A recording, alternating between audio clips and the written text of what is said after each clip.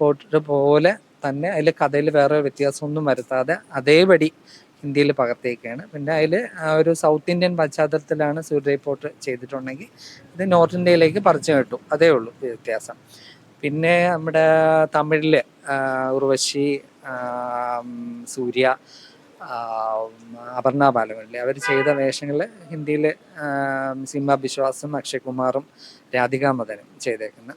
പിന്നെ സീമ ബിശ്വാസ് വളരെ നന്നായിട്ട് ചെയ്തിട്ടുണ്ട് ഉർവശി ചെയ്ത ആ കഥാപാത്രം.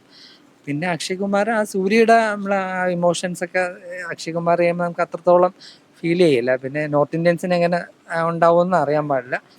പിന്നെ റീമേക്ക് സിനിമകളിലൂടെ നമ്മുടെ അക്ഷയ് കുമാർ സ്റ്റാറായിട്ടുള്ള, അദ്ദേഹം വലിയ സ്റ്റാറായി മാറിയതെല്ലാം പ്രിയദർശനൊക്കെ സൗത്ത് ഇന്ത്യയിൽ നിന്ന് റീമേക്ക് ചെയ്ത സിനിമകളിലൂടെയാണ്. ഇതും അദ്ദേഹത്തിന് ഒരു നല്ല ഇതായിട്ട് മാറട്ടെ. അദ്ദേഹത്തിൻ്റെ കഴിഞ്ഞ കുറേ സിനിമകൾ പടക്കം പൊട്ടും പോലെ പൊട്ടിക്കൊണ്ടിരിക്കുകയാണ്. ഇത് പൊട്ടാതിരിക്കട്ടെ, നോർത്ത് ഇന്ത്യക്കാർ ഏറ്റെടുക്കട്ടെ. പിന്നെ ഈ സൂര്യ റിപ്പോർട്ട് നോർത്ത് ഇന്ത്യൻസൊക്കെ കണ്ടിട്ടുണ്ടാകും. കാരണം അന്നൊന്നും പണ്ടൊന്നും ഈ OTT പ്ലാറ്റ്ഫോമിൽ ഇല്ലാത്ത സമയത്താണ് ഈ റീമേക്ക് എടുക്കുമ്പോൾ അത് സൂപ്പർ ഹിറ്റുകളായിട്ട് മാറിയിട്ടുള്ളത്. എന്തായാലും നന്നായിരിക്കട്ടെ, അദ്ദേഹത്തിന് ഒരു വിജയം ഈ സിനിമയിലൂടെ കിട്ടട്ടെ.